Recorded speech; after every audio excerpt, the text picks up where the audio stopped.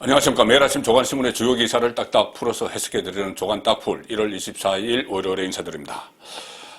대선 국면에서 이번 주는 상당히 중요한 한 주가 될 것 같습니다. 골든 위크 이렇게 표현한 언론사도 있는데 다음 주에 설 연휴가 시작되죠. 설 연휴에는 명절 차례상 민심이 형성이 됩니다.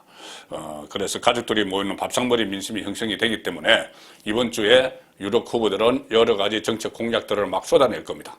그리고 또 하나 이번 주에 중요한 결정이 있죠. 뭐냐면은 지금 방송 3사에서 지상파 3사에서 윤석열 후보와 이재명 후보만 놓고 맞수 토론, 맞짱 토론을 하기로 했는데 지금 그것에 대해서 안철수 후보와 심상정 후보가 방송 금지 가처분 신청을 냈습니다. 왜 두 사람만 하느냐. 자, 그래서 그 가처분 신청 심리가 이 안철수 후보가 낸 것은 오늘 오후 3시, 그리고 이 심상정 후보가 낸 가처분 신청은 수요일 이렇게 심리가 열립니다. 법원에서 심리가 열려서 그 결과에 따라서 30일이나 31일, 이번 주 1월이나 그 다음 주 월요일에 이 윤석열, 이재명 두 후보가 양강 후보가 TV 토론 맞대결을 할지 그것이 결정이 나는 그런 결정이 이번 주에도 또 내렸습니다. 그리고 윤석열, 안철수 단일화, 공동정부론, 연합정부론 이 협상도 지금 기싸움이 이번 주에 팽팽하게 이루어질 수가 있습니다. 왜 그러냐면은 윤석열 후보나 안철수 후보 양쪽에 모두 그 진영을 보면은 각각 다 있습니다. 한쪽은 자강파, 한쪽은 협상파 해서 자강파는 끝까지 완주하자. 윤석열 후보 같은 경우는 사자구도 필성론 해서 단일화 필요 없다.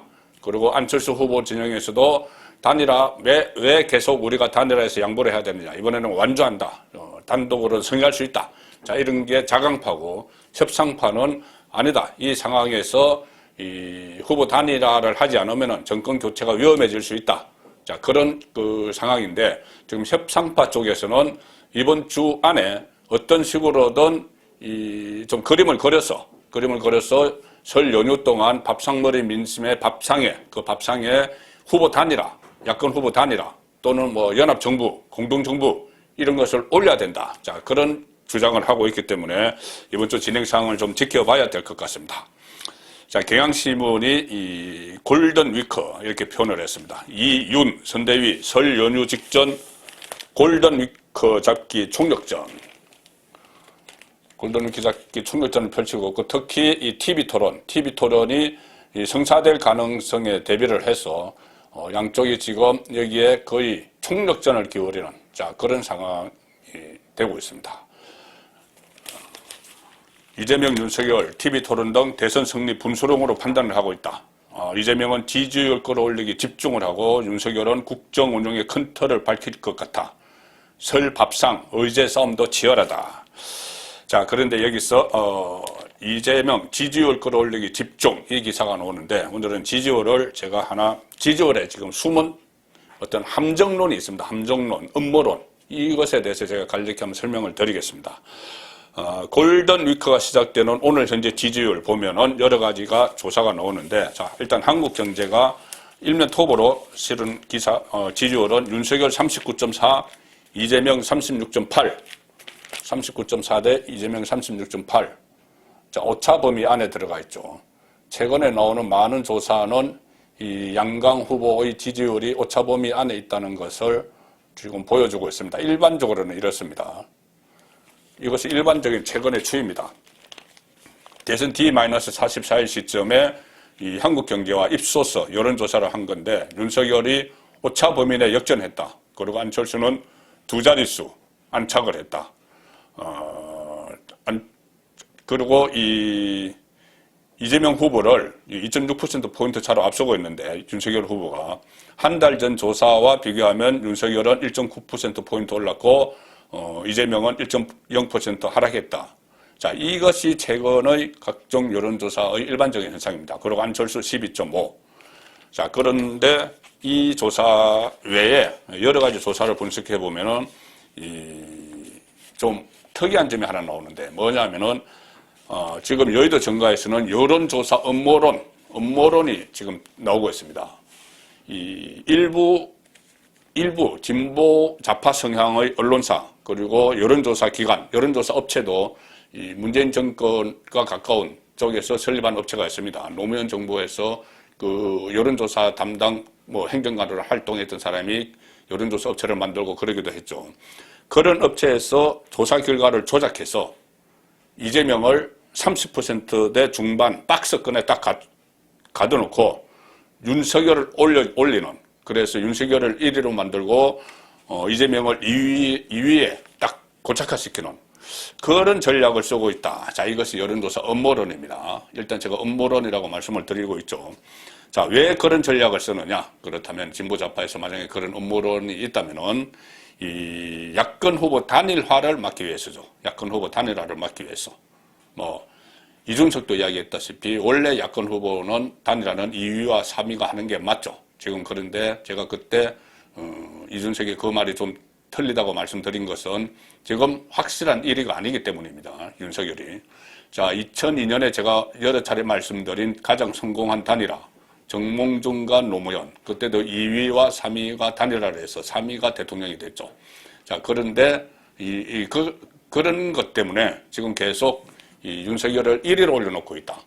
윤석열이 2위가 되면은 3위인 안철수와 단일화가 할 가능성이 높아지기 때문에 윤석열을 1위로 놓고 있다. 일종의 여론을 조작한 것 아니냐. 자, 그래서 이재명은 2위에서 박스권에 있다. 자, 그렇게 되면은 계속 이렇게 가면은 단일화가 어려워진다. 1위와 3위가 단일화는 잘 하지 않을 것이다. 1위가 단일화를 하면 3위 후보에게 뭔가 지분을 나눠줘야 되고 3위가 단일화를 하면은 단일 후보가 될 가능성이 낮기 때문에 그러면 단일화가 이루어지지 않는다. 거기서 가장 이득을 보는 쪽은 이재명이다. 그래서 이재명을 2위에 묶어놓고 있다. 극히 일부 여론조사 기관이. 자, 그런 분석이 나오는 것이 여의도에서 나오는 것이 여론조사 음모론입니다. 자, 극히 일부에서 그런 시도가 있을 수도 있다. 그렇게 또 생각을 할 수 있는 것이 가령 이 갤럽을 비롯해서 일부 조사에서는 여전히 윤석열이 오차범위 안에서 이재명에게 지고 있습니다. 그런데 어떤 조사는 윤석열이 10%나 앞서는 이런 조사 결과도 나오는 것이 있습니다. 자, 오늘 이 아침에 나온 그 인터넷판 기사입니다. 이 인터넷판 이 기사를 보시면 상당히 좀 의미 있는 것이 이 두 가지 다 2대1리 인터넷 언론이죠. 2대1리 기사입니다. 그런데 한쪽은 오마이뉴스는 진보좌파 성향의 언론이죠. 리얼미터에 의뢰를 한 조사 결과가 하나 있고 하나는 이 서든포스트라는 데서 CBS 의뢰를 받아서 조사한 게 있습니다. 자, 그런데 상당히 차이가 납니다. 이 두 개를 같이 보여드리면은 한쪽은 윤석열이 42.0인데 한쪽은 윤석열이 32.5입니다. 거의 10% 가까이나 이렇게 차이가 나죠. 그리고 이재명은 거의 차이는 없지만은 한쪽은 이 윤석열이 압도적으로 앞서고 있는데 한쪽은 오차범위 안에서 뒤지고 있습니다. 오마이뉴스 조사에서는 윤석열이 이 오차범위 밖을 벗어나서 이재명을 앞서고 1위를 하고 있죠. 그런데 이 CBS 의뢰한 조사에서는 오히려 오차범위 안에서 윤석열이 이재명에게 지고 있는, 자, 이런 상황입니다. 리얼미터 같은 경우는 오마이뉴스가 의뢰한 윤석열이 42.0, 이재명이 36.8, 윤석열이 5.2%포인트는 앞서고 있습니다. 오차범위 밖으로 나갔죠. 자, 그리고 당선 가능성도 윤석열이 우세하다. 이렇게 오마이뉴스 의뢰 조사에서는 나왔습니다. 그런데 이 서든포스트 조사에서는 이재명 34대 윤석열 32.5, 자, 이렇게 나와서 2.5% 차이로 오히려 이재명이 앞서 있다. 1.5% 차이네요. 1.5% 차이로 이재명이 오차범위 안에 있지만 앞서 있다. 이렇게 정반대의 여론조사 결과가 나오고, 거기 또 특히 오마이뉴스 조사에서 이렇게 큰 차이로 나온다고 하니, 다른 예를 들어서 이런 조사를 가지고, 의도가 있는 것 아니냐. 굳이 제가 지금 오마이뉴스는 오늘 아침에 나왔기 때문에 소개를 해드린 거고, 다른 이제 조사에서도 그런 게 있기 때문에 일부에서 음모론, 여론조사 음모론 이런 것이 나오고 있는데 그런 음모론이 있다는 것만 제가 소개를 드리는 것이 그것이 사실이다. 이 말씀을 제가 드리기는 어렵습니다. 여론조사 기관도 공신력이 있는 곳이기 때문에 좀 여론조사 방법에 따라서 뭐 샘플 추출이나 아니면 ARS냐, ARS냐 아니면 전화 면접이냐 이런 데 따라서 좀 다르기 때문에 이런 결과가 나올 수도 있는데 어쨌든 이 야권 후보 단일화 이것이 이번 대선의 가장 큰 핵심 변수이기 때문에 이런 음모론까지 나온다고 이렇게 볼 수가 있는 것이죠. 자, 윤석열 후보 입장에서는 지금 이렇게 되면은 어쨌든 뭐 음모론이든 뭐든 지지율 뭐 끌어올리기에 최선을 다해야 되고 그리고 이 단일화 야권 후보 단일화 문제도 막판의 안전판 마련을 위해서 계속 추진을 해야 된다. 그런 입장입니다. 그런데 내부에서 또 윤석열에게 리스크가 하나 또 생겼습니다. 어제 제가 설명을 드린 홍준표 리스크인데 김종인, 이준석에 이어서 홍준표 의원이 또 리스크로 등장을 했습니다. 간략히 기사만 소개를 드리죠. 서울신문이 다뤘습니다. 홍준표 차라리 나를 출당시켜라 그렇게 이야기했다고 말씀드렸죠. 그런데 윤석열 후보 측에서는 공천 요구를 한 데 대해서 국민에게 사과부터 하라 이런 구태를 보인 데 대해서 선거를 도와주는 조건으로 이 두 사람 최재형 그리고 이진훈 두 사람을 서울 종로와 대구 중남구에 전략 공천해달라고 해서 국민들이 우리에게 실망하고 있다. 국민에게 사과 먼저 하라. 자, 이렇게 요구를 하고 있는 상황이죠. 홍준표 어제 제가 다 설명을 들었습니다. 그 짧게 들으면은 내 발로는 못 나가겠고 건영세 말대로 윤핵관이 준동해서 차라리 출당이나 시켜주면 마음이 더 편하겠다. 뭐 이런 식으로 이야기를 했죠. 윤석열 후보를 향해서는 면후 심헉 얼굴은 두껍고 마음은 곱다 이렇게 막 비난을 했고 선대본부도 홍 의원과 함께 갈 수 없다는 뜻을 재확인을 했습니다. 자, 또 하나의 윤석열 후보에게 대한 리스크 김건희 씨죠. 부인 김건희 씨. 당초 예상보다는 7시간 이 녹음 테이프, 녹음 파일의 영향력이 크지 않고 오히려 그것이 역풍이 불어서 이재명의 욕설 그 녹음 테이프도 공개하자 뭐 이런 여론이 일어나고 이 김건희 씨 팬클럽도 생겨서 회원수가 폭증하고 있다. 자, 이런 그 현상도 있는데 또 하나는 7시간짜리가 지금 전부 다 공개가 된 게 아닙니다. 그래서 중간중간에 하나씩 계속 흘러나오는데 오늘 그러니까 어젯밤 아침에 보도가 됐는데 어젯밤에 이 유튜브 채널 처음에 두 군데 이 무슨 뭐 떡밥을 던지고 유도 신문을 뭐 서로 논의하고 유도 질문을 논의하고 그런 두 유튜브 채널이 있었죠. 열린 공감 TV와 서울의 소리가 어젯밤에 추가로 김건희 씨 녹취록을 추가로 공개를 했습니다. 그래서 여기서도 또 무속에 계속 초점을 맞춥니다. 무속. 남편도 영적인 기회가 있거든 뭐 이런 이야기라든가 또 청와대 영빈관을 옮겨야 된다 뭐 이렇게 막 유도 질문을 그 이명수 열린 공감 TV 촬영 기사죠. 이명수가 그 떡밥을 던진 이명수가 계속 유도 질문을 하고 거기에 김건희 씨가 대답을 하는 자 그런 내용들이 어젯밤에 또 공개가 됐습니다. 이명수가 내가 아는 도사 중 총장님이 대통령이 된다고 하더라고. 자 이런 거 유도 질문이죠. 근데 그 사람이 청와대 들어가자마자 영빈관을 옮겨야 된다고 하더라고. 이렇게 말하니 김건희 씨가 응 옮길 거야. 자 이렇게 이야기를 합니다. 또 다른 대화에서 김건희 씨가 우리 남편도 윤석열 후보도 약간 그런 영적인 끼가 있거든요. 그래서 저랑 크게 연결이 된 거야. 이렇게 서로 뭐 마음이 맞았다 이런 뭐 말을 하는데 영적인 끼가 있다 뭐 이런 이야기를 하니 그것을 아주 그 제목으로 뽑아서 이렇게 서울의 소리가 유튜브에서 방송을 하곤 했습니다. 어젯밤에. 자, 김건희 씨. 그런데 아마 이 정면 돌파 전략으로 나갈 가능성도 있는 것 같습니다. 일단 본인의 팬클럽에서 곧 공개 활동에 나설 것 같다는 그런 소식을 내보냈습니다. 몇 개 조간신문에서 이 기사가 나왔는데 동아일보 오면 하단 기사입니다. 김건희 설 연휴 이후 봉사활동 등 공개활동 나설 것. 그리고 그 옆에 김건희 씨 사진이 있는데 김건희 씨 팬클럽이 공개한 겁니다. 프로필 사진을 준비하기 위해서 스튜디오에서 분장을 하는 그런 모습이죠. 자, 그래서 김건희 씨가 곧 본격적인 공개 활동에 나서지 않겠느냐 그런 관측이 나오는데 일단 이것은 팬클럽 차원에서 나오는 이야기고 선대위, 윤석열 선대위에서는 아주 공식적인 그런 결정된 것은 없다 이렇게 이야기합니다. 그런데 다만 이 봉사활동이나 뭐 이런 것을 통해서 활동을 할 수 있다. 선거 기간 중에 이 국민의힘 윤석열 후보 부인 김건희 씨가 설 연휴 이후 봉사활동을 통해 공개활동을 시작하는 방안을 추진하고 있다. 활동을 최소화해야 한다는 당내 의견도 만만치 않다. 그러니까 다음 달 이제 설 연휴가 끝나고 나서 일단 비공개로 봉사활동을 하거나 아니면 본인의 이 장점을 살려서 미술관, 박물관 등을 방문을 한다. 그런데 이것을 사전에 공개하지 않고 사후에 공개한다. 사전에 공개하면은 사람들이 모르고 유튜브 몰리고 막 방송사, 언론사 모여서 제대로 안 되겠죠.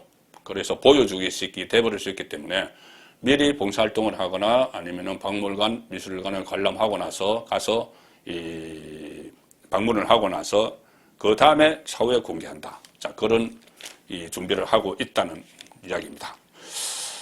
자, 그리고 이 조선일보 보시면은 민주당 선대위 논평 중에 절반이 김건희를 공격하는 거다.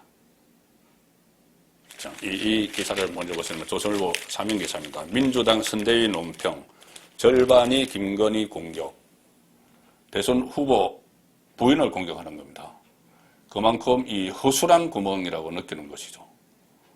그래서 어떻게 이 민주당에서 논평을 하는데 어제만 해도 이 김건희 씨가 뭐 22억 원 상당의 도이치모터스 주식을 주가 조작이 집중된 시기에 모두 처분했다고 주장했다. 김 씨가 무속인들과 밀접한 관계를 맺고 있다는 의혹도 제기했다. 민주당 선대위는 최근 하루 논평의 절반가량을 김 씨 공격에 할애하고 있다. 자, 이 김건희 씨가 좀 허점이 많다고 그렇게 판단을 해서 막 하겠죠. 그런데 이재명 후보는 뭐 부인도 뭐 허점이 없는 것은 아니지만 제가 며칠 전에 정리를 해드렸죠. 본인 리스크가 제일 큽니다. 본인, 이재명 본인, 뭐 욕설 뭐 이런 것도 있지만 가장 국정을 과연 운영할 수 있느냐, 제대로 정상적으로 운영할 수 있느냐, 그것을 검증을 하는 것은 대장동 의혹이죠. 대장동 몸통 의혹. 그런데 어제 이재명 후보가 폭탄 발언을 했습니다. 윤석열을 겨냥해서 발언한 건데 여당 내부에서조차 저거 잘못하면 큰일 날 소리네 이런 말을 했습니다. 뭐냐면은 자, 내가 대선에서 지면 없는 죄로 감옥을 갈 것. 없는 죄로 어떻게 감옥에 갑니까? 지금 우리나라에서. 그냥 본인이 없는 죄라고 이야기하죠. 그런데 내가 대선에서 지면 없는 죄로 감옥에 갈 것. 이기면 청와대, 지면 감옥. 이렇게 이야기를 하는 것이죠. 이것은 지지층 결집을 하기 위한 발언이었는데 후폭풍이 일고 있습니다. 여권 안에서도 비판의 목소리가 쏟아지고 있습니다. 어제 서울 송파구 석촌호수에서 적성연설을 했는데 거기서 한 이야기입니다. 대선에서 지면 없는 죄를 만들어서 감옥에 갈 것 같아 이렇게 이야기했습니다. 그리고 그 전에 윤석열이 했던 말을 겨냥해서 이렇게 이야기합니다. 이재명은 확실히 범죄자가 맞다. 그때 그렇게 윤석열이 이야기했죠. 반드시 책임을 묻겠다. 그렇게 누가 그렇게 했느냐. 윤석열이 그렇게 했기 때문에 대선에서 지면 없는 죄를 만들어서 나를 감옥에 보낼 것 같아. 이렇게 이야기를 했습니다. 자, 이것은 정치 보복, 이것을 언급해서 여권 지지층 결집을 시도한, 호소한 그런 말이었지만은 민주당 안에서조차 아니 이렇게 이야기하면은 그냥 대장동 사건을 국민들이 상기할 수 있는 것 아니냐, 자충치였다 이런 오류가 나오는 겁니다. 왜 감옥에 가느냐? 대장동 몸통 의혹, 본인이 대장동 몸통이라고 본인이 생각을 하는 것 아닌가? 그래서 감옥에 간다. 그 이야기를 한 것 아닌가? 자, 그래서 이 후보 실책에 가깝다는 지적이 민주당에서도 나오고 있다. 민주당 한 국회 재선 의원은 우리가 수세에 몰렸다는 인상을 줄 수 있고 유권자들에게 아직 결론이 나지 않은 대장동 사건을 떠올리게 한다. 청와대냐 감옥이냐 극단적인 선택지를 가진 후보가 어떻게 안정성을 줄 수 있겠느냐 이렇게 내부에서도 비판이 나오고 있습니다. 자, 오늘 마지막으로 전해드릴 소식은 안철수 후보입니다. 지금 지지율이 올라가고 있죠. 그리고 공교롭게도 이재명 후보나 윤석열 후보 모두 가족 리스크에 시달리고 있죠. 근데 안철수 후보는 그것과 본인은 가족 리스크가 없다. 이것을 과시하기 시작을 했습니다. 중앙일보 12면 하다 보시면은 윤석열 지지층 불안 듯 안철수 후보가 아내와 PK 호남을 동행했다. PK 호남 동행 행보를 이었다. 부인 김미경 씨와 같이 이 PK 지역과 호남을 다니면서 선거운동을 했다는 것이고, 이 사진은 안철수 후보의 딸, 얼마 전에 한번 언론에 보도가 된 적이 있습니다. 안설희 박사인데, 안설희 박사가 미국 UC 샌디에이고에서 연구원으로 일하고 있는데, 그 소속 연구팀이 오미크론, 이 코로나 오미크론 변이죠. 그 전염성 연구 결과가 뉴욕타임즈에 실리면서 주목을 받았었죠. 그래서 그 안설희 박사가 그 팀에 있는데, 그 안설희 박사가 안철수의 딸이다. 자, 주목을 받았는데, 안설희 박사가 어제 추석을 맞아서 귀국을 했습니다. 그래서 선거를 도우려고 온 것 아니냐. 그래서 다른 데서는 다 가족 리스크가 있는데 배우자인 김미경 서울대 교수와의 동행 일정도 늘렸다. 그래서 안철수는 가족 리스크가 없다는 것을 가설을 한다. 자, 선거가 본격화되면은 어쨌든 총동원을 하죠. 뭐 가족도 총동원도 하고 여러 가지 전략 전술도 쓰고 하는데, 지금 이재명처럼 이렇게 너무 지지층 결집을 위해서 말을 함부로 하게 되면 이것은 또 부메랑이 되기도 합니다. 1월 24일 보내드린 조간 딱풀이었습니다.